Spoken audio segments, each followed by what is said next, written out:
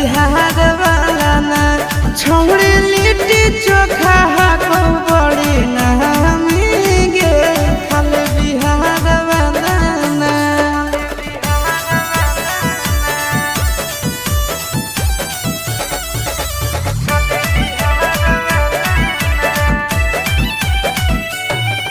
सुनलिए है वाटर पर कावा में ठंडा है पानी नहइला से ओकरा में निखरो है जवानी।